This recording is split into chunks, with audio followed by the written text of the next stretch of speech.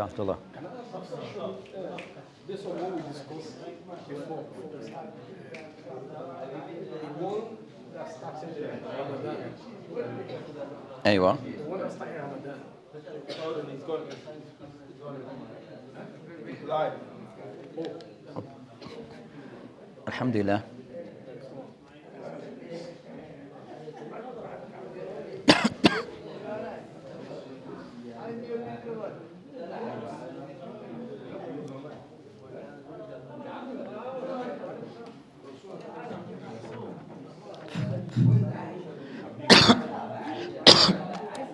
Alhamdulillah. Wassalatu wassalamu rasulillah. Wa ala alihi wa ashabihi wa man sara sabilihi ila yawmiddin amma ba'd. So as we continue discussing matters that relates to some of the ahkam of Ramadan.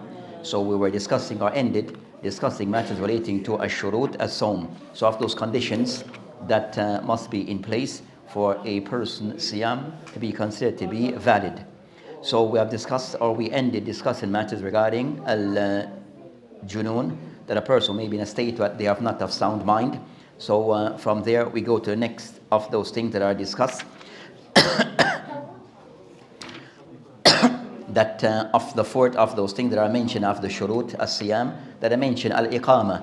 So that the fourth of those things, that is al-iqama, where they mention that iqama, it means that that person is in his locality, residential, and is not a traveler. So if the person is local, in his local area, then that person, or city, then that person is not considered to be a traveler. So for them it's a must upon them to fast, and that's with ijma' between the ulama. So it's ijma' between the ulama. So the next of those points, that will be the fifth of those points that relates to shurut that they mention, tahara min al-hayd wal nifas. So the fifth of those conditions that should be in place is that that person who is fasting, observing of siyam, that they should be free, not in a state of hayd wal nifas. So this primarily applies to female, regarding they should be free or not in another time that they are going through their menstrual cycle, nor are they going to after child bleeding. So they should be free from this, and that matter is somewhat, we mentioned ijma' and adillah regarding this matter is well known.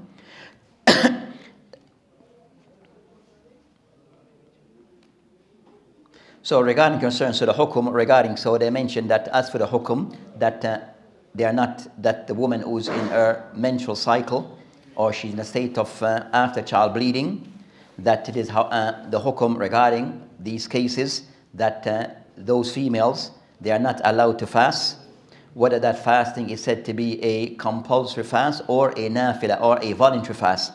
So in that state, then a female is not allowed to fast until she have ended her cycle, or she have ended her after bleeding, child bleeding. Then and also if they were to fast, then it's not considered to be a valid fast. It's not considered to be a valid fast. And in those two cases of the woman that during her cycle not fasting, and after having a child, then both of them, in both those cases, they are to make up for the days that they have missed. They have to make up for the days that they have missed regarding their siyam. So those cases apply mainly to female regarding those matters. So regarding that, no, it's a must for them to make up. That's an ijma' between the ulama. I've mentioned by several of the ulama, amongst them at-Tirmidhi, Ibn Hazm, Ibn Abdul Barr, Ibn Rushd, and Nawawi, wa Ibn Taymiyyah, regarding those regarding those cases. Also regarding concern al-hayd wal nifas, that at the time that the woman is aware or of knowledge that she's in going through her cycle, or her cycle has started, meaning that she have this discharge, these discharge are present, then from that point they discontinue their fasting. From that point they are not there to not to observe of siyam. So if they were started the day fasting, then the discharge, their cycle started later on in the day, then from the time that it starts, then they discontinue from siyam. They stop their fasting, and then they stop fasting, and then regarding if they stop fasting during the day because of these discharge, then what is upon them in the case of they started fasting that day, then she started having her cycle, it started. Is she to still observe somewhat that their fasting have ended for that day? But I mentioned that, are they still to stay away from eating and drinking for the rest of the day? Clear? So she started out the day fasting, then just say midday at 1 o'clock, her cycle, menstrual cycle, it started. So in that case, she's not to consider herself to be fasting for that day. That day is missed. That day is to be made up later on. But now the discussion between the ulama, are they, those female in that case, that female in that case, is she to still avoid eating and drinking for the rest of the day? واضح? No. So two view on that matter of the ulama who hold that لا يلزم, that it is not compulsory, it's not upon them, is not binding upon them, is not required for them that they should remain from eating and drinking for the rest of the day. And that's the call of the Malikiyah and also of the Shafi'iyah and also a riwayah on Imam Ahmed rahimahullah, and also Ibn Hazm is of that view that they are not obliged, that is not obliged that they have to stay away from food and drink for the rest of the day, meaning that they can eat for the rest of the day. So, and also of contemporary Ibn Taymiyyah rahimahullah, also of this view that they can eat for the rest of the day because they are not said to be fasting, not observing siyam. And their dalil that they use, that there's no dalil that says otherwise. So the proof is that there's nothing to say otherwise. So if it is something that they were to observe siyam according to this opinion, that they would have been, that there should be some evidence to say that they're to avoid food and drink for the rest of the day, and there's no such evidence regarding this matter. So that's their position. So it goes back to, because they are not fasting, then they are allowed to eat and drink. If they're not fasting, then they are allowed to eat and drink, and there's nothing to say otherwise. As for the second position, that of the ulama who owes that for for that lady in that scenario, in that case, that she should observe, they say imsak, avoid eating and drinking for the rest of the day, even though she's not said to be sa'ima. Clear? So she should avoid, they said out of respect of the day, she should avoid eating and drinking for the rest of the day, even though she's not said to be sa'ima, and still have to make up that day. And that's the position taken by the Hanafiya. And also, as for the madhab, is the correct view of the madhab of the Hanabila, and also of contemporaries who take this position, Sheikh Abdul Aziz bin Baz. So Sheikh Ibn Baz, rahimahullah, is of the ulama of contemporary who of this view. And so they mentioned that as a form of like respecting of the day, while kind of some they have mentioned, but there's no dalil regarding that this is to be done, but as a form of respecting of the day, and as they, because they to respect the day, that they should avoid eating and drinking. So said the mention, so said the call of the first view is the more correct view. If she chooses to do so, then that's on her terms, but it is not something which is obliged upon them that they have to stay away from eating and drink for the rest of the day. In this case, just tambi, as they said, caution, at times that even though a female may be in her going through her cycle during the during the month of Ramadan, so she's not to fast, but also kind of somewhat that to be considered regarding that maybe not fasting, but to sit in the middle of the masjid and having lunch, then that may not be appropriate. So it won't be appropriate that yes, you're allowed to eat and drink because of the situation, but may not be appropriate that to be in the middle of the masjid eating and drinking in front of others. Now, the person want to do so outdoors, then that bath, but being in the masjid, it may be not the appropriate thing to be done. But for the person somewhat to let's be mindful maybe of others. Let's be mindful of others that they may not per se take this very well. But for the person, so be mindful of those things. If the place where the people are understandable and they don't mind, and the person knows the ways of those people, then la bas. But it may be a person, an environment where that it may be new to those people, and also we said no, the level of appropriate and doing it in front of others, then the person best maybe to avoid this. These matters can somewhat extend to other matters between the ulama regarding concerning that, for example, as we mentioned, the case of a female that is not fasting, that she started out fasting but then, or she so said this case is the case where she started out fasting, then broke her fast. Then for the rest of the day, should she observe stay away from eating and drinking? We mentioned aqwal of the ulama on that matter. So it's different from a case where a lady that she started the day not fasting. So for her, it's open, since that it's open for she eat and drink as she like. There's no, but as for the one who started out observing siyam, then she should continue for the rest of the day like this. Then we said that they will mention a discussion between the ulama on that matter. That matter can somewhat go into other matters, and is that it goes into a matter that, for example, that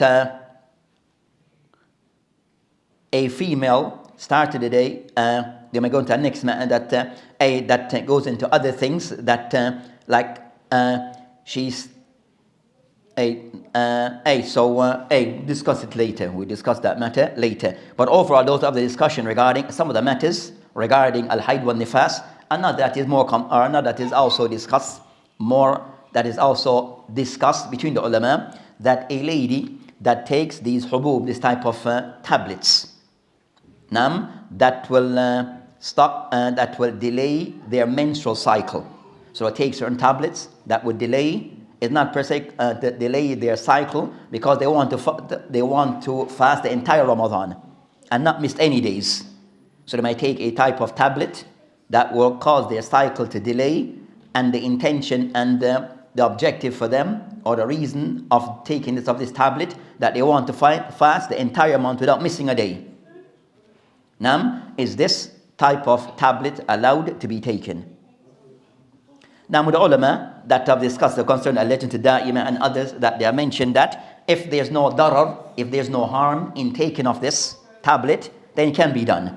So if there's not said side effects or harm, serious harm, that these tablets might have side effect, but nothing serious impact, then it is allowed for them to do so.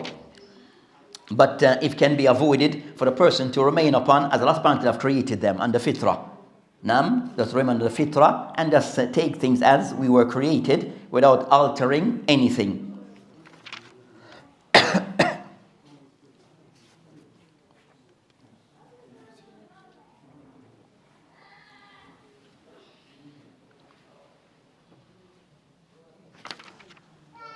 The next of those shurut that I mentioned, that are included, is al-qudra ala siyam, or al-qudra ala sawm, that the person also having the ability, so the person that having the ability to fast. The person having the ability to fast. So, so of those things regarding a siyam become wajib upon a person that is within of those people who have the ability to fast, those who are capable of fasting. So the person is physically capable of fasting without being something that will be harmful to him or to her. So as mentioned by subhanahu wa ta'ala, لا يكلف الله نفسا إلا وسعها. So Islam doesn't put burden upon people that are overburdened. So of those things, acts of ibadat, and of those siyam, if it's going to be difficult, the person unable to bear it because of the certain difficulties for them due to certain factors, then the person is somewhat excused from fasting. So you might find that all those people that may fast may fall into the category of people who do not have qudra, the ability to fast, that you might find a person that, as will be discussed more in detail, the person that illness being a factor will be discussed separately. So of those people who may not have the qudra the ability to fast because of illness. So or it could be a case, as will to be discussed separately also, that a female may be pregnant or breastfeeding, and how that might impact regarding their ability to fast. Also, you have certain groups that are exempt, or this qudra may be lifted upon them in fasting, the person who is fighting in jihad fi sabilillah.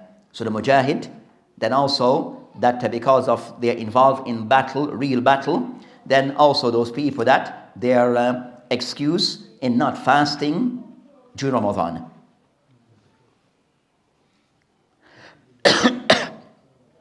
So that will apply to us. So the Muslim, like in Palestine, that of today, that regarding their situation, because of one, they're being attacked and bombed daily, also by way of their oppressors, that they have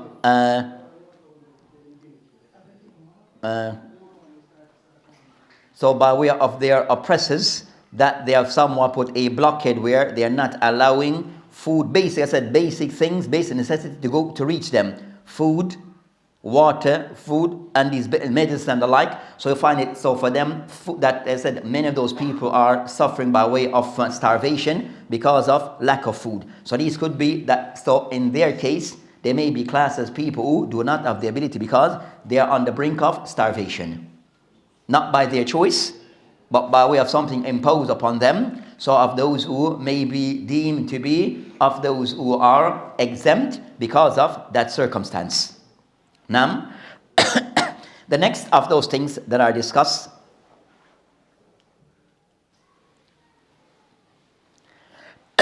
of that they mention of the requirements regarding a siyam is an-niyah. So of those things that are discussed is the person an-niyah, which is the person's intention. So of those requirement of siyam, of the condition that are in place, an-niyah fi sawm. So the person should have an intention. So the person's intention is that they are fasting for the sake of Allah subhanahu wa ta'ala. So that even though that is unknown to all of us, but the person should have an intention where the intention that they are doing so for the sake of Allah subhanahu wa ta'ala. That matter is between them and Allah subhanahu wa ta'ala.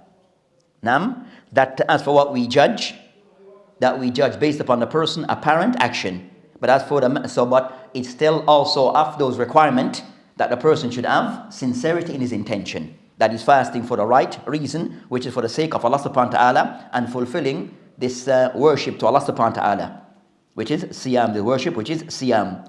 So the person should have an intention regarding, and that is there's no intention. So of the matter regarding, for example, of cases that a person said to be of not of sound mind, also because of they wouldn't have intention, then that also add to their reason for being exempt. Clear? So a person, so you have those cases where a person that he may have that loss of memory. The person may have loss of memory. So based upon loss of memory, so the person is not considered to be majnoon, but he has loss of memory.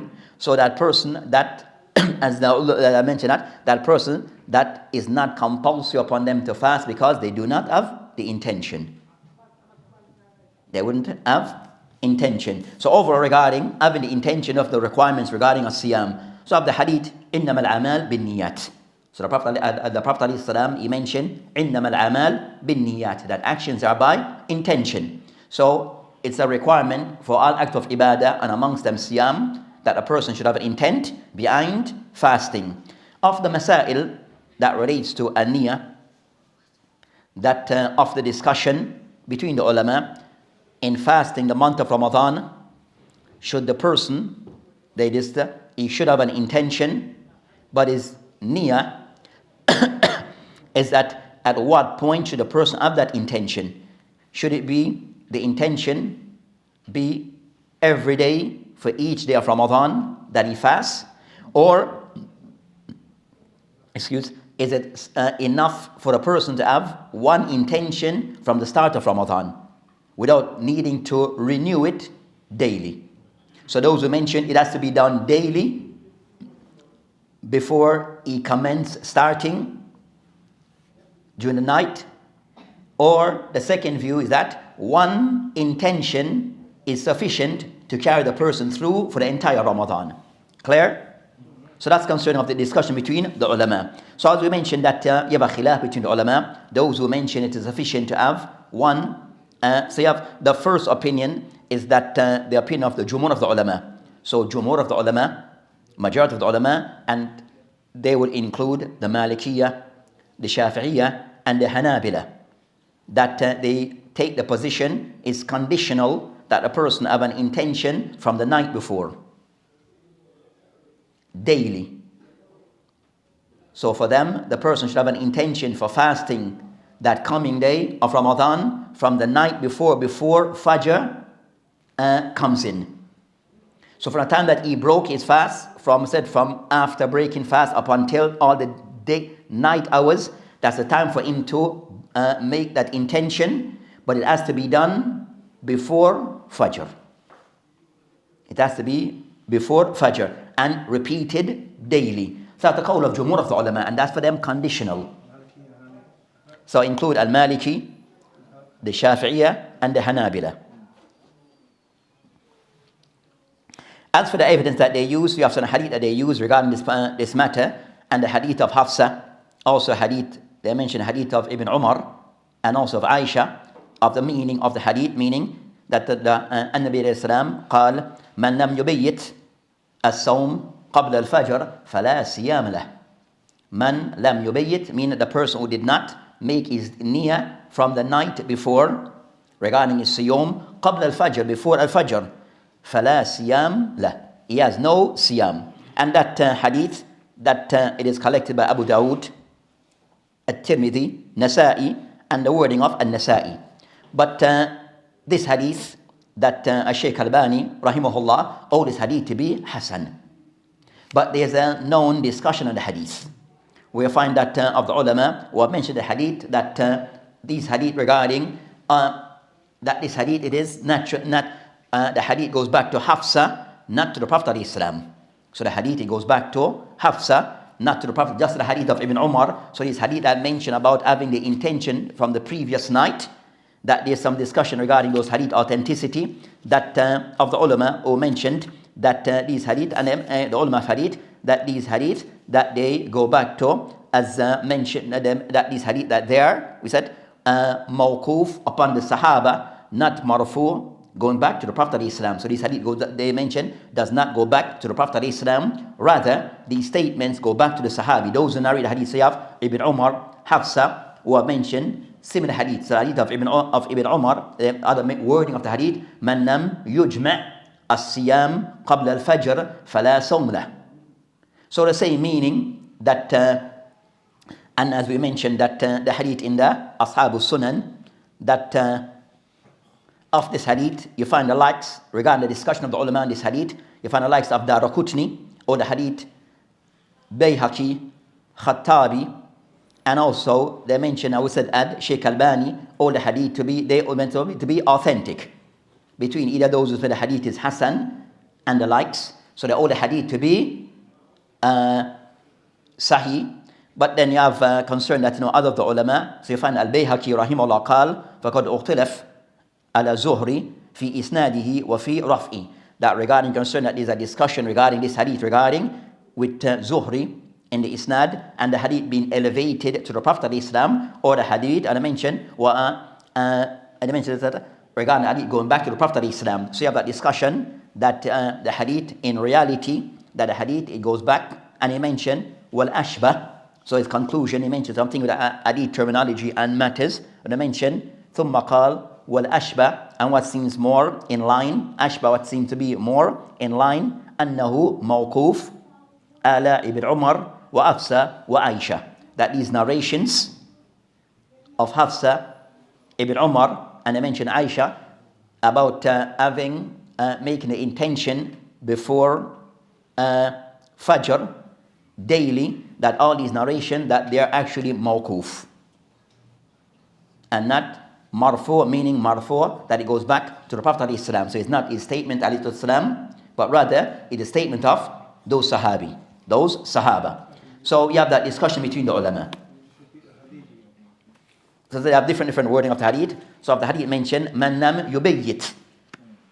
Nam siyam, and some narration, man lam yujma', mean jama, gather is like thoughts, is intention. As-siyam qabla al-fajr is not have his intention for fasting before fajr. فلا صوم له. He has no siyam. He has no siyam.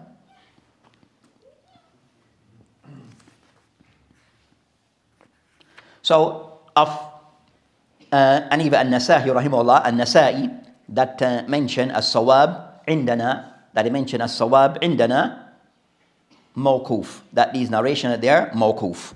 Nam it is a general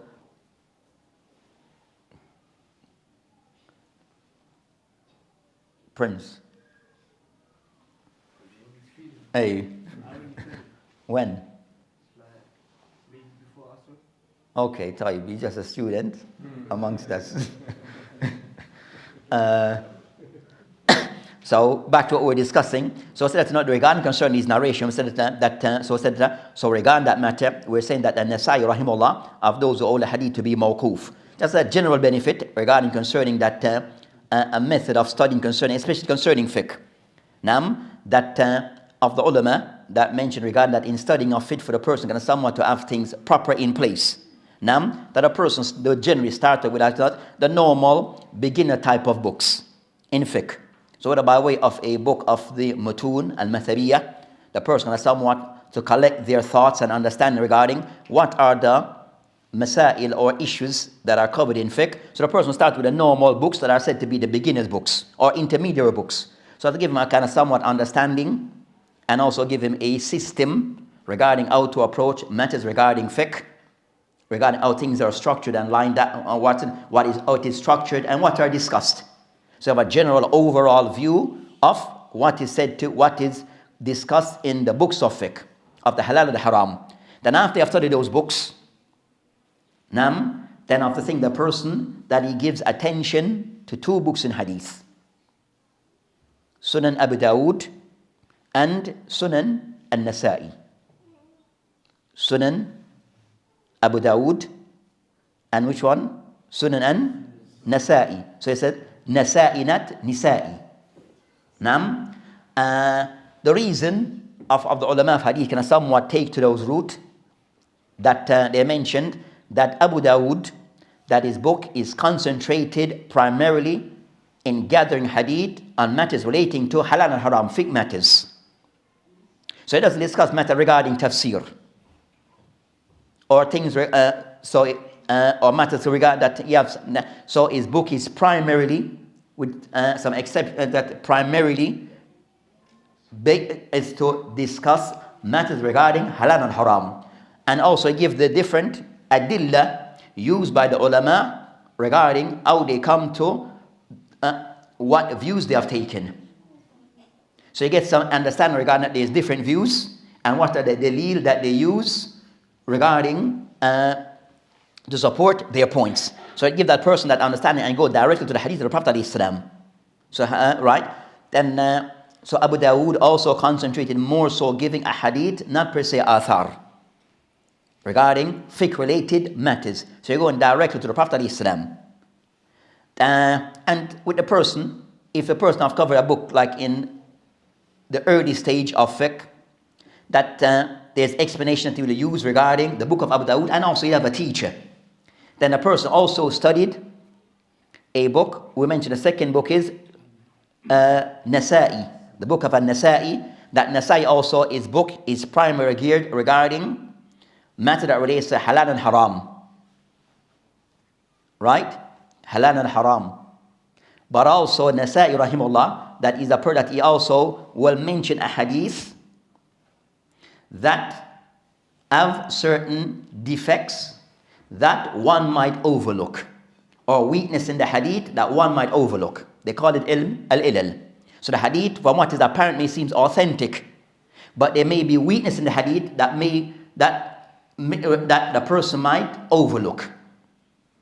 Maybe wording or the hadith itself. So for example, in this case, the person may believe the hadith and we said may believe the hadith to be, may take that hadith is narrated going back to the Prophet ﷺ, but in reality is a statement of the Sahaba. So you will mention these things.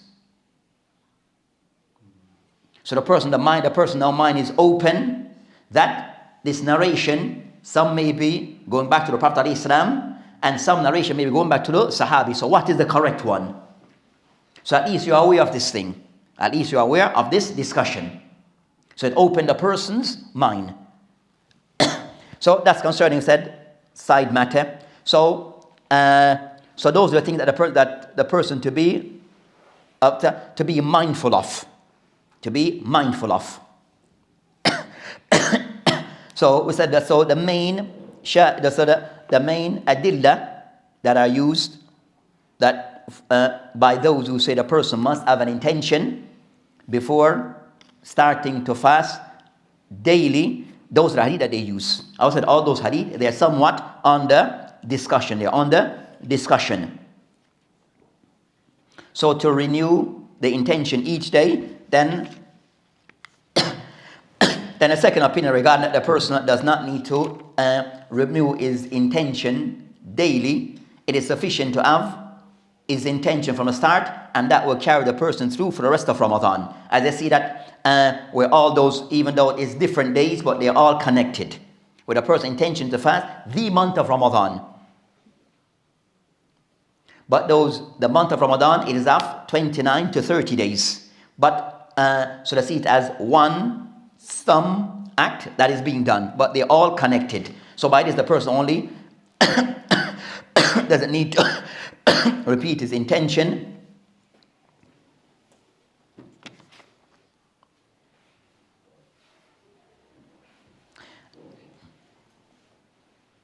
So those of the ulama, of those the person need to repeat. The second view is that the person does not need to repeat his intention. Just a correction. They mentioned that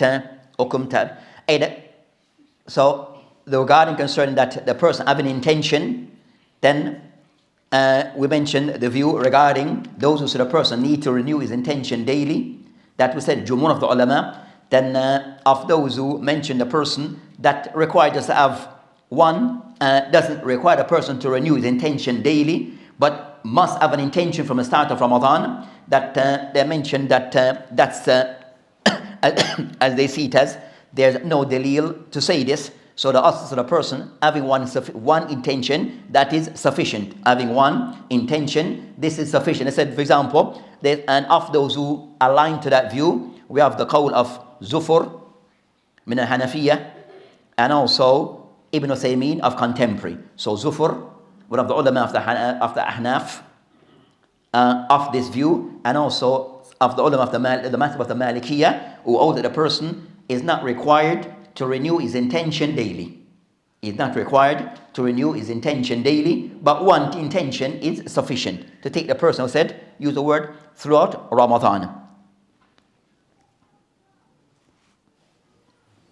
So they mentioned that, for example, Salat. The person that Salat, 4 rak'ah, but all are different separate units, but they are count all as one. They all counted the person fulfilling Salat, but it have different rakat. Each rakat are somewhat separate, but they are still counted as one final act. They are still counted as one final act. Aywa.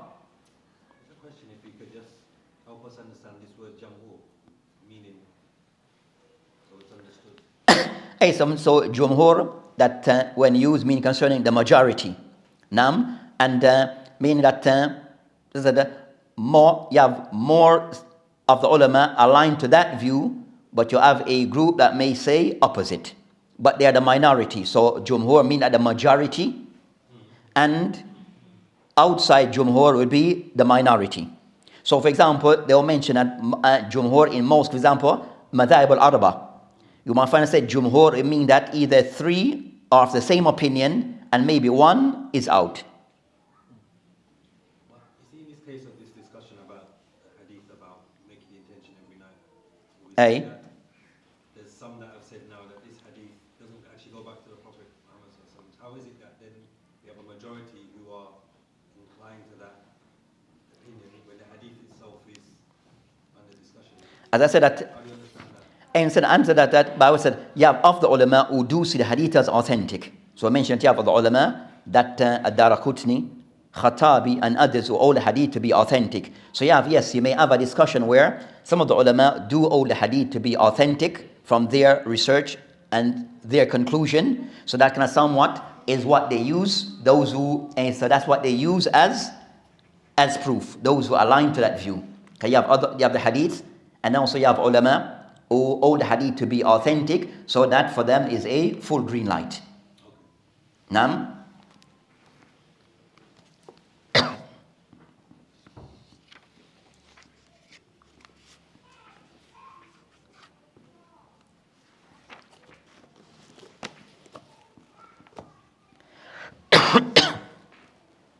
So that's that particular point, that particular matter. They have a discussion. We're going to have a discussion with the extent which is matter regarding. So we have this fasting which is fard. So any fasting that is compulsory, the person is required to have an intention before he fasts and before Salatul Fajr. That will include concerning whether it is Ramadan or it may be outside Ramadan, but it's still a compulsory fast, such as female making up qada, or person making up as qada, because it's a compulsory fast that they're making up. They must have that intention before, even though it's outside Ramadan. Clear? So the compulsory fast requires an intention before Fajr of the day of that fast. So for example, a female she's making up Ramadan. So from last year, she have a few days, she have one more day. Or she make up, and she wants to fast Monday. Then she have to have that intention from Sunday night before to fast on Monday. So she was to get up in the morning on Monday and decide I'm going to fast. And it's to make up for what I miss, then it is not valid. Because it was not done before Fajr. So if you get up after Fajr, and she get up and she pray Fajr, then as she's sitting down, she think, okay, I'm going to fast this day because I still have a few more to make up. That fast is not considered to be a compulsory fast because the intention was not done at this time, which was before Salatul Fajr. So as for Nafila fast, then the ulama, majority of the ulama, they can somewhat have more leeway where they give concession. The person can do so after Fajr. It can be done of that day after Salatul Fajr. They can still have the intention to make a voluntary fast after the time of Fajr. And that's the call of Jumhur of the Fuqaha, among them the Ahnaf, the Shafi'iyya and the Hanabila. But we won't go into that matter in detail, but that's the general approach regarding the difference between a compulsory and a nafila. Compulsory and nafila. Said Jumhur doesn't mean in the nafila, Jumhur give a concession to the person that can start his fasting and have the intention on the day that he's fasting after Salatul Fajr. But so that's the call of Jumhur of the ulama. Those who mention a person in both fasts, the person should have the intention before, as the hadith does not make a distinction from the hadith that are mentioned. So basically, if it's a compulsory fast outside of Ramadan, then intention, when it comes to intention, unlike the two opinions that you made of the intentions during Ramadan, and you mentioned what you mentioned, so if it's outside of Ramadan, then the person has to make the niyyah the day before. Unlike in Ramadan, they can make it once before commencement of Ramadan for the whole month and not every night. Yeah. So that discussion regarding to said you have in Ramadan, in Ramadan, that the person need to renew his intention daily, meaning every night. Or is it sufficient for them to just do it once? So both agree that a person must have an intention to fast Ramadan as a package. But the difference between them, between the ulama, is this intention required nightly or once at the start of Ramadan. So, for example, tomorrow is going to be Ramadan. Type. So I said, okay, the first view holds that a person, yes, tonight I have an intention, but tomorrow I have an intention, and every night is repeated until Ramadan comes to an end. Now, then the second view holds that they put the intention. So they said, yes, you must have an intention, but I have it tonight, that can carry me through for the rest of Ramadan. I don't have to repeat it nightly. That's the difference between what both say you must have an intention for Ramadan. So the person, so they said, but also this applies to Ramadan. We said Ramadan because Ramadan is a compulsory fast. You only can fast Ramadan as a compulsory. But you might find a case where the person now in a compulsory fast outside Ramadan. Then likewise, because niyyah is a condition, it has to be done the night before. So they all agree on the old card, which is always the day before. The day before. But that's varies regarding is it daily or not. So they don't If the person have many days to be done. So is there any opinion on the old card? That's what I want to ask about. The old card, meaning the person wakes up the next day without having the intention that day, the night before. He wakes up before the time of Fajr. He's able to... I wake up after Fajr. No, before Fajr. He wakes up... Before Fajr? Yeah, does Qiyam al-Layl, and then he decides, you know what, I'm going to fast now. He has a niyyah. Mm. So he met that first condition, the niyyah. But the old card was different. Okay. Meaning it was the day. Is there a difference on this? So the person got up for Salatul Fajr. Or before Fajr. Says the person got up an hour before Fajr. Right? They plan. The person would have prayed, but the person got up an hour before Fajr, and he decided at that point, as Fajr has not entered. It's going to come an hour from now. So Fajr enters, time-wise, 5 o'clock. Example, Fajr enters 5 o'clock. The person got up at 4:30. And the person decided that I have a compulsory fast that I need to make up. So I'm going to do it tomorrow.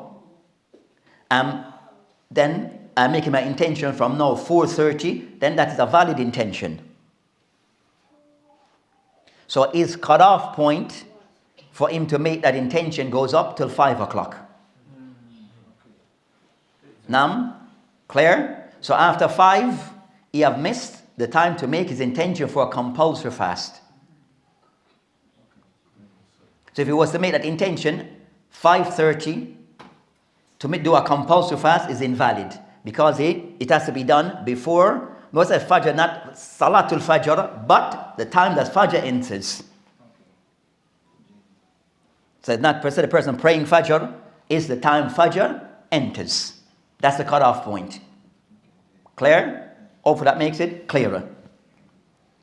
I was going to ask something about, you said Majnun. Is that right? Majnoon. Yeah. No, the one where it's... Insanity. No. Majnoon. Jumhur. Okay. Is that the same as Ijma? How's? Is that the same as Ijma? No, that's not the same. Ijma, that means everyone is of the same opinion. Ijma meaning that consensus everyone of all the ulama, those people that they all agree on one view. Then that is ijma.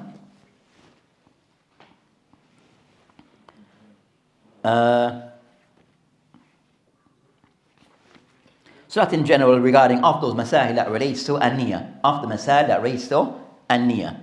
So the next of those things, because of the time, we'll just continue on. I want a quick break. Because what time is Salat now? So we'll just continue until Salat. Taib. Because of time. So of those things, we'll go to the next of those things that I discussed regarding concerning of these ahkam that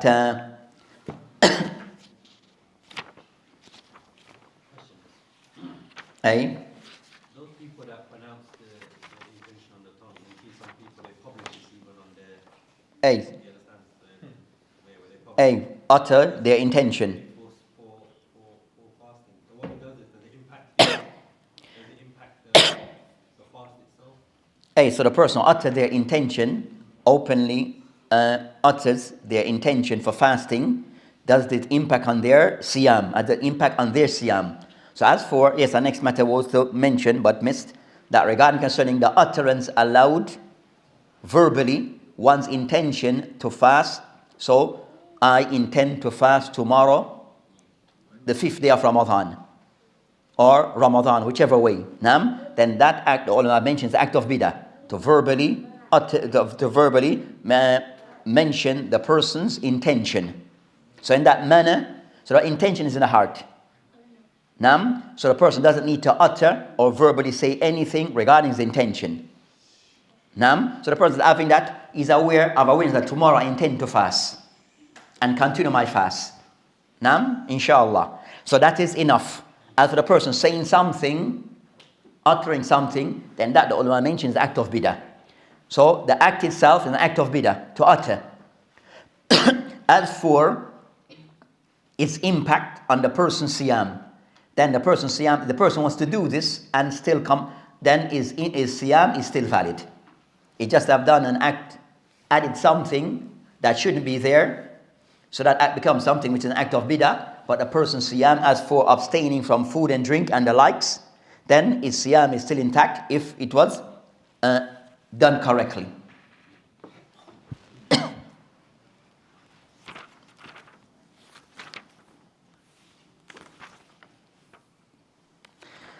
Some method they mentioned that, so go.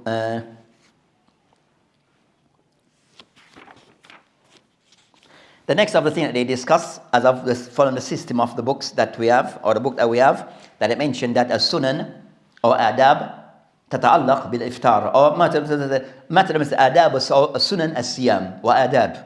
So what are the etiquettes that one should observe while fasting? I think that are encouraged, not that while fasting. So encourage practice while the person is fasting, or things that are allowed for a person is fasting. Of those things that they mention, one, without going too much into detail in them, just kind of somewhat mentions them as is known to most. So the reminder, it mentioned hukum regarding ta'jil al-fitr. So the person trying to make haste in breaking of his fast, though, not to delay it unnecessarily. So as soon as the time enters to break the siyam, the fast, then a person do so as quick as possible. As in the hadith, the Prophet ﷺ mentioned, لا يزال الناس بخير ما أجلوا الفطر, that the people will still remain upon goodness, meaning a Muslim will remain upon goodness, if they are hasty in breaking off their fast. So that's the thing that person should be mindful of the hadith in the Bukhari and Muslim.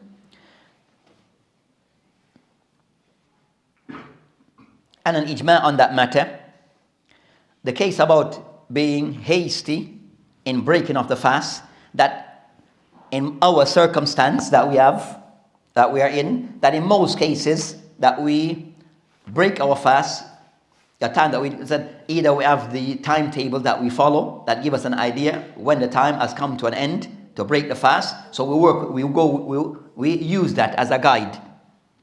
And then the second thing that is used, if the person is in the masjid, we said in our environment, that the person hearing the adhan, then that will become an indicator that it's time to break the fast. So those are the two things that are mainly used. As for a person saying, as for going out there each day and to look to break the fast, then no one really follows this.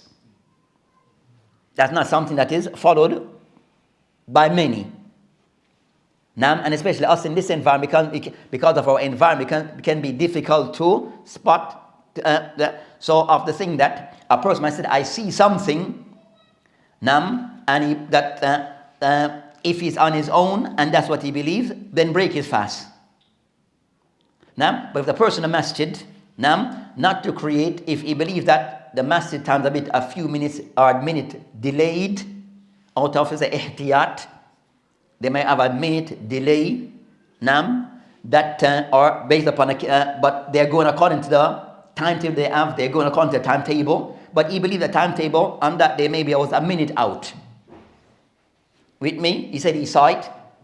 Then, not to create confusion, as the Mashaykh have mentioned, that a person, if he's in the masjid, go to the masjid. Because it may create, you understand, a lot of confusion in the masjid. They see this person breaking his fast while everyone waiting for the adhan. And you're 2 minutes ahead of time or 5 minutes ahead of time. Then the people, you understand, they start to the people start to have doubt who's right or wrong. So it's a general concern the Muslim that certain things not to allow the shaitan to enter upon us in trying to do certain things will create more for a greater problem. Especially the person like I've said, if a person of standing where the people look to him as an example, then that will create more for confusion. So for them to use hikmah, that not to create unnecessary problem and difficult for the Muslim on these matters. So he wants to break his fast as quick as possible. But he says he's claiming he saw what he saw up there. And he's working with that, not with the timetable of the masjid. If in a masjid, then majority of the people in the masjid will go with it. Then go with the flow of the people. Go with the flow of the people. If you're on your own, khalas, do what you wish. On your own, do as you wish. But if you're in an environment with others in the masjid, and it will create, it's going to create problem. If the case where you know what you're doing, then in a sense of a problem, if the masjid is like 5 minutes and said out, and you said they're clearly out, then they're the problem. So it's two ways to say if they're clear with a person that you can see the masjid and becomes like it is known that they delay their adhan 5 minutes. And it is known, then that's a bit too much. That's for the masjid going too far. Then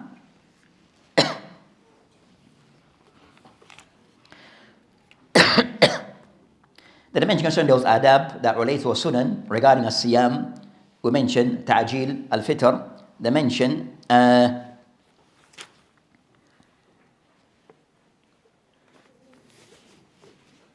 what is ma yustahab and yuftir alayhi as-sa'im, what are the things that is preferred for the person to break his fast.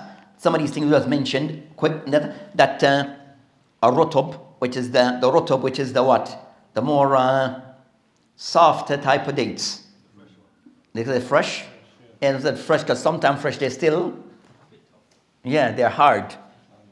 You understand? The fresh ones are still somewhat hard. So it's a rutub with the one that much more softer.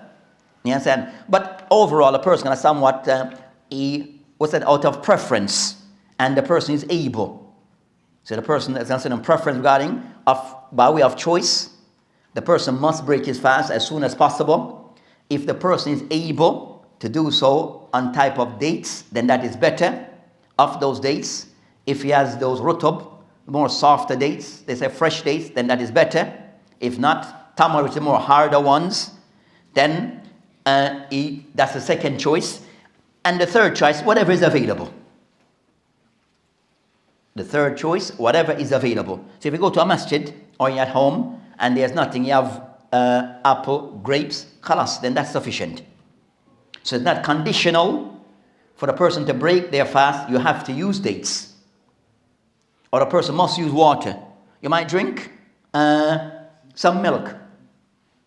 You might use milk instead of water. So the preference, date and water, but anything else that serves as anything that is food or drink, it serves the same purpose. But by preference, date and water. Water doesn't have a basis in and of itself, though. Water itself doesn't have a basis in and of itself. You just preferred. What becomes the traditional practice, the general practice. But overall, that the thing the person, whatever is provided or you have access to, then a person, he uses those things. They maintain a person. He breaks. One person want to break his fast and a piece of fried chicken, labas.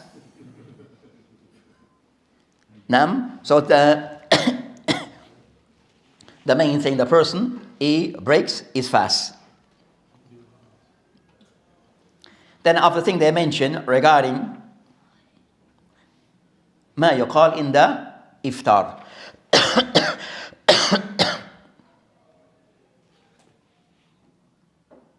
It concerns the hadith regarding, I have some hadith I mentioned about water. Hadith of Anas bin Malik regarding concerning the use of water, with some hadith that have been mentioned. But the next thing that is discussed is regarding matters that what is to be said in breaking the fast. Or is there a specific dua, supplication, azkar that a person can say upon breaking fast? So what is to be said in breaking the fast at that point? Then you have some hadith that mention regarding the Prophet ﷺ concerning in the foot. They mention the hadith of Ibn Omar قال كان رسول الله السلام إذا أفطر قال, that the Prophet ﷺ, when he break his fast, he said ذهب الدم وابتلت العروق وثبت الأجر إن شاء الله. So you have that narration. Now again, this hadith they mentioned, hadith number 2, hadith in the Abu Dawud, Nasahi fil Kubra, and also Al-Hakim fi Mustadrak. But that hadith also is under discussion. That also hadith. So some of the ulama mentioned that all the hadith regarding specific things to be said upon breaking fast, they're weak. But some of the ulama who authenticate the hadith, but if it is used not so you have that discussion. But of those who hold the hadith, specific hadith about breaking fast, they are on the discussion. It is there in the position taken by some of the ulama of those who hold the hadith to be either Hasan or Sahih regarding what to be said upon breaking of the fast. But those things are not. So those things are just to be mentioned, to be a person to be aware regarding that matter. So that something may be a practice that become a regular and a practice. But if one was to investigate, you find that a practice it become widespread and widely accepted. It may have the basis of it may be regarding concerning the source of it, that may be under discussion. And we have mentioned cases of those before, of those more famous one, that reading of Surah Al-Kahf, Yawm al-Jum'ah. So reading of Surah Al-Kahf, Yawm al-Jum'ah, that even as a widespread practice, generally taken to be the thing to be done, but as for the source of regarding the hadith that discusses it, then there's a lengthy discussion regarding the hadith on that matter. Lengthy discussion on that matter. We even find books specific about that discussion. But so is at times we said not still to verify the information that we receive.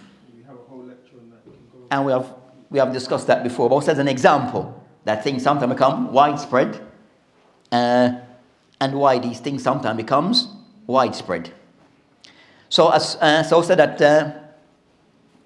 of suhoor, if a person of those things that discuss regarding that a person delay ta'khir suhoor, that a person delay concerning taking eating before Fajr.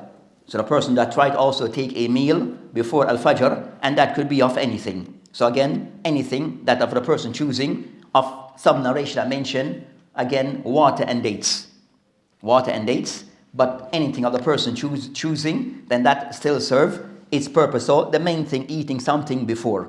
Having something before, a light meal, or with some people a full meal before fasting. As in the Prophet say that they mention here regarding so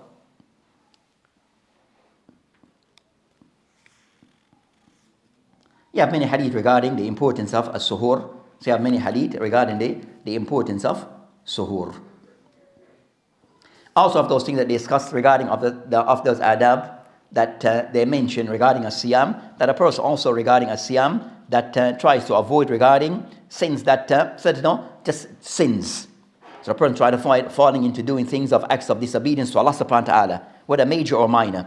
So a person might perform a major sin, but it doesn't mean it's siyam. So performing a major sin outside sexual relation, put that aside. So major sin of the person that lying, or minor sin, the person may steal. So the person may fasting, as an example, that's an odd case. The person gonna fast, but he's robbing a bank. Then that doesn't nullify siyam. Bear in mind, we're not encouraging anything of that nature. Was it an example that if the person was to, you understand, be robbing a bank or picking a person's pocket. Nam, or a person selling something that is haram. Nam, then that act, these things does not nullify, they're not connected directly to siyam. So something which is an extension, so something not directly related to siyam. So those acts, so these sins does not per se break of the person's siyam. So al-ghiba wa namima, both said it's still a sin separate, but it doesn't nullify his siyam. Did you say that the specific major sins that nullify the sin, is it only major sins? No. I want to write now. So is it saying that some major sins nullify the siyam? Some major sins don't nullify the siyam. So what we have said that with major sin generally does not nullify the person's siyam with the exception of relation. Okay. So so that goes into a different category. So of major sins, stealing, killing, robbing, you understand? A person and the likes, lying and all that, it does not break the person's siyam, but if it involves sexual doings, then that's a different discussion as to be discussed. Clear? So the person now doing something, so so we said that as a sin, because the person a sin asexual, that a person may be doing it, but he's married.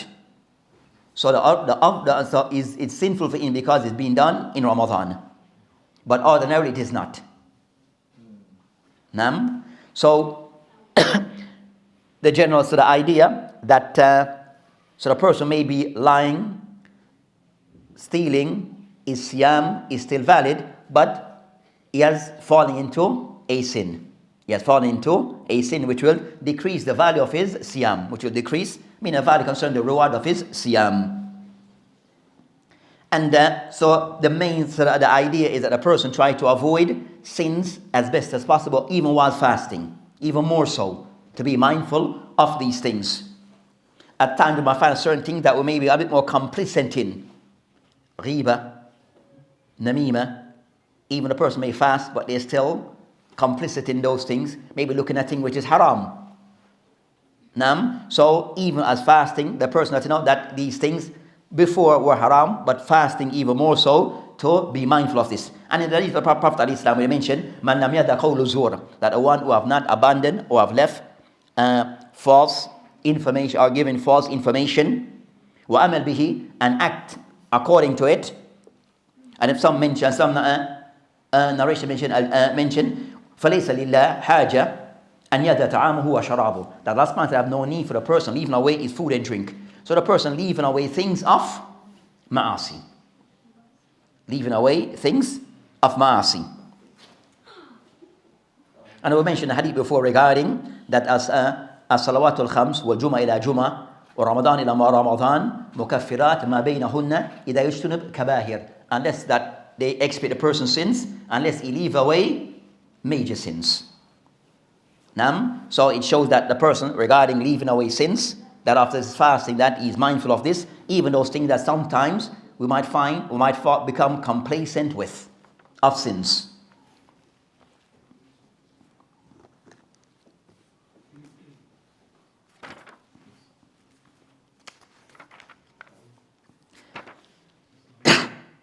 How about the hadith that mentions whoever does not give up forced speech and evil actions?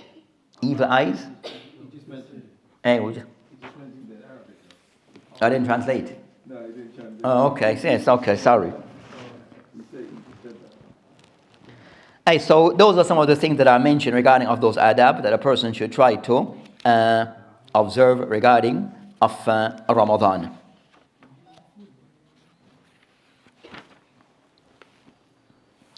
Then we go into, which would be try to go into, at least mention them regarding of those acts that are said to be of those things. They said mubtilat as-siyam, those acts that invalidate or nullify the person's siyam.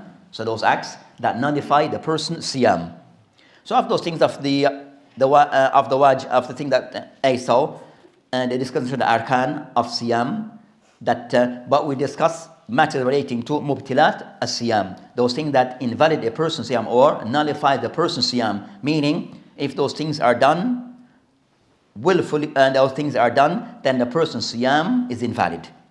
The person's siyam is invalid.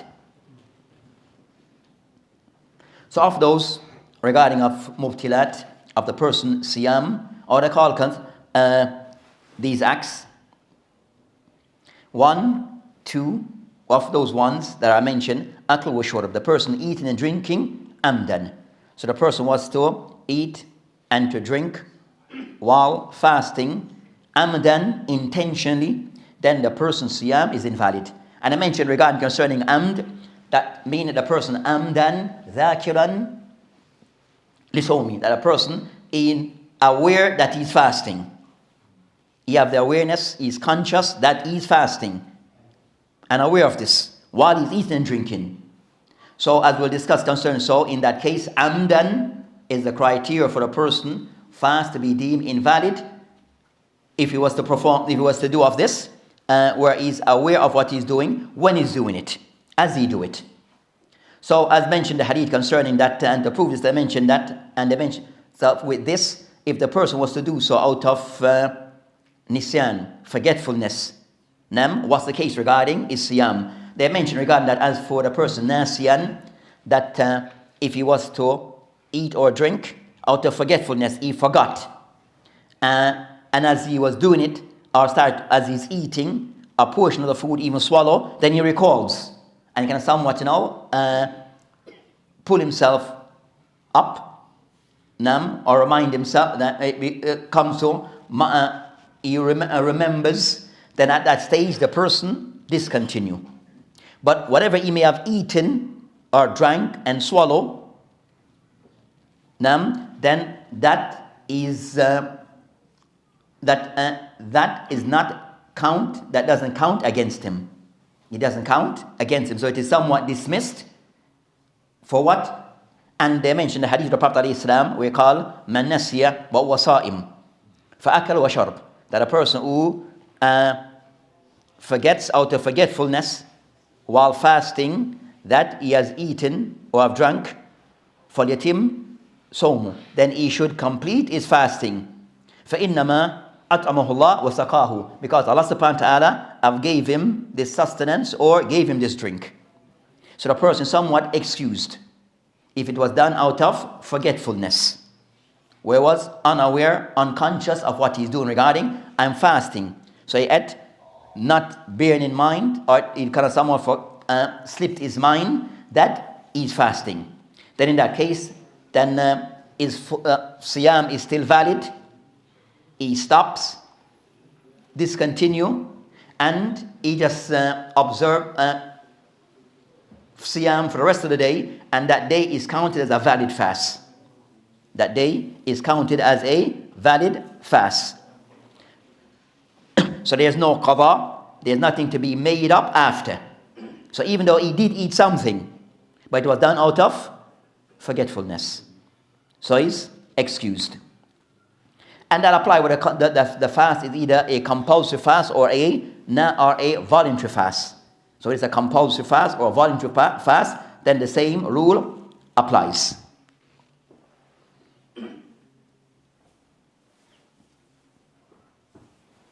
As for, they mentioned that as for, with an exception in that, that's the call of Jumhur of the ulama, that they don't make a distinction between the compulsory and the voluntary fast, that the person wants to eat out of or drink out of forgetfulness is excused.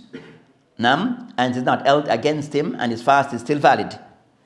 Actually, they mentioned khilafan li Malik. As for Imam Malik rahimahullah, فَخَصَّ الْحُكُمْ بِالصِّيَامِ رَمَضَانِ. So Imam Malik rahimahullah, he owes that Nisyan is only applicable to fast of Ramadan, only during Ramadan. Then they mentioned أَمَّا مَا لَوْ نَسِيَ فِي غَيْرِ رَمَضَانِ فَأَكْلَ وَشَرَبَ. If the person forgets and eat outside Ramadan or drink outside Ramadan, they mentioned فَعَلَيْهِ قَضَى. Then the person, for him, have to make this up. The person have to make this up. But Allah as-sahih, Allah alam, qawl al-jumhur is the correct view. So, scenario. Yazana out a the person fasting took the drink up, put it to his mouth. It's in his mouth, but he hasn't swallowed.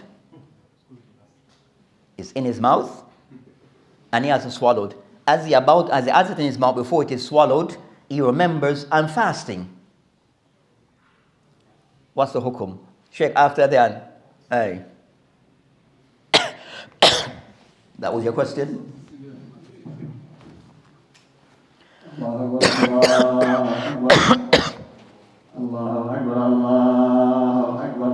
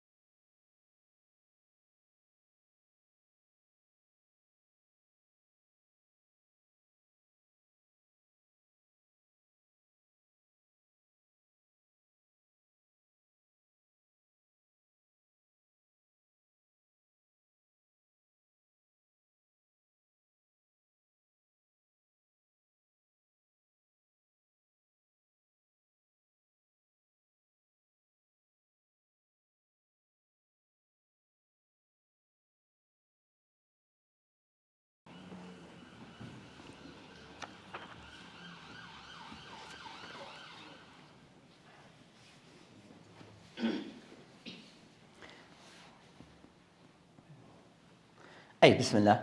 So as we were discussing regarding how we left off of those masail that relates to if the person was to put whether the food or the drink into their mouth, but they have not swallowed.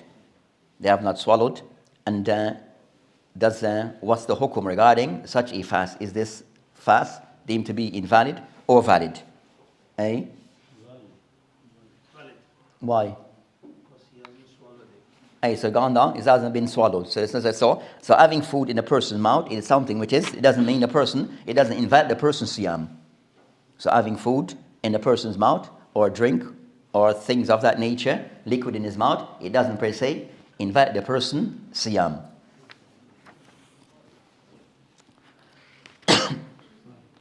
Welcome, Startle. Aye. So the person is eating, he swallowed some, he had some food in his mouth, and he remembered that, okay, I'm fasting. Aye. Should he spit out what he said? It was in the mouth, has to be spit out. From the time that he remembers, whatever's in his mouth, it cannot be swallowed. Cannot be swallowed. Because at that time, he then mentioned that he has remembered, he has recalled. So from that point, he has to spit out whatever is in his mouth and not to swallow it. The one that is going in his throat now, should he let it go down or? It has gone down his throat. So that what's in his mouth that he can spit out, it is spit out. Nam? Does that also apply to? Eh? Does that also link to if a person is taking suhoor and he's still drinking and they've got food in his mouth, and then the adhan is called? What does he do in that case? Does he finish what's in the cup, or what does he do? Does he finish it? What does he do? No, that's a next matter that is discussed, which have more detailed discussion. Because if you have a hadith regarding concerns, they're much concerned so you have a hadith regarding that particular discussion, regarding concern of the person that taking in food at a certain point, is it allowed or not? That's related to suhoor. That relates to his suhoor. So the person eating late, and adhan, but the time has entered. Is he allowed to, and he has food or things in his mouth, or food there, is he allowed to still continue to eat even though the time has entered? You have some hadith on that discussion, and a little discussion that maybe to be discussed separately.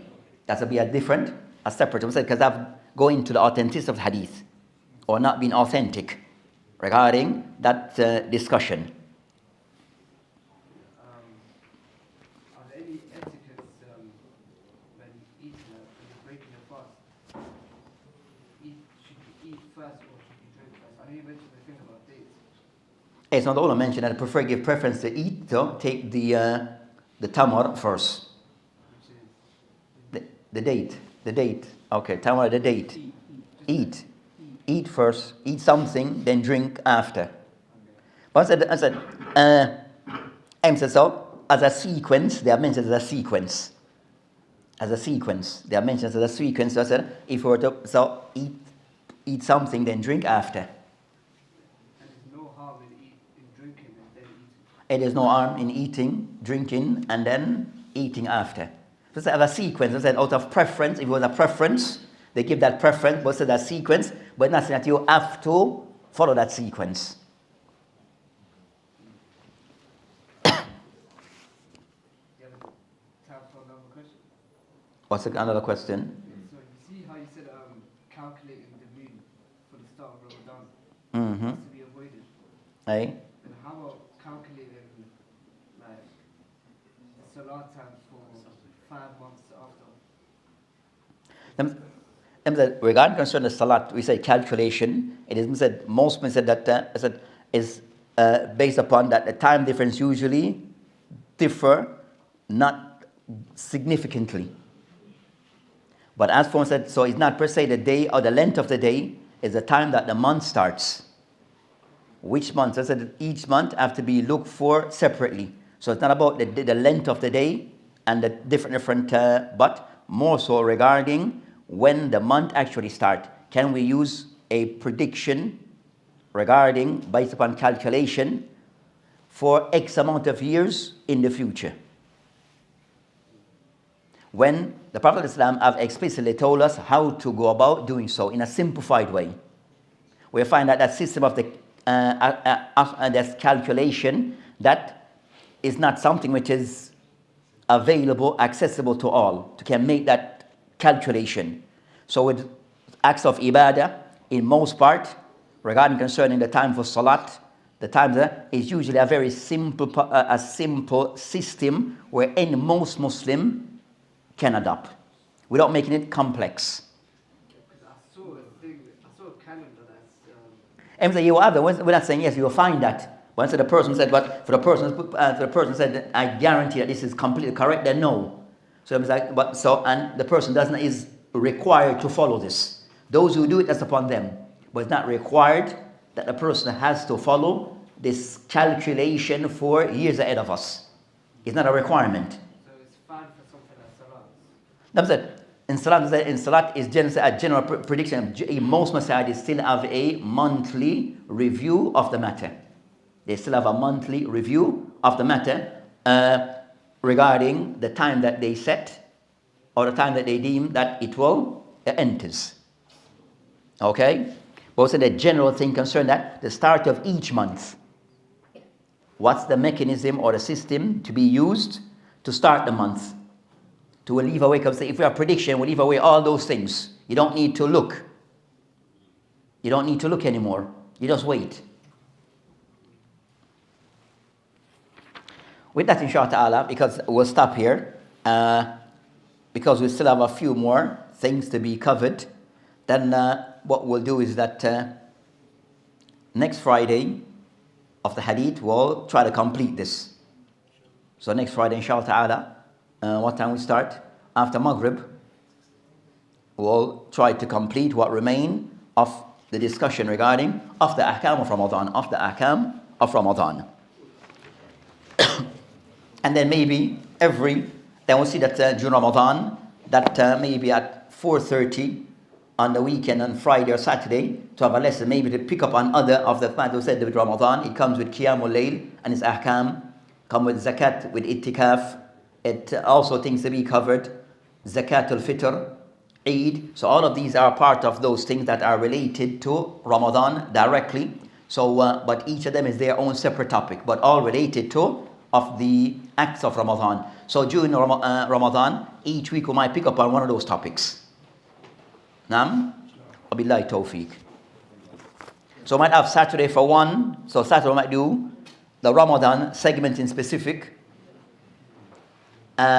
And the Friday, we might find something else to cover.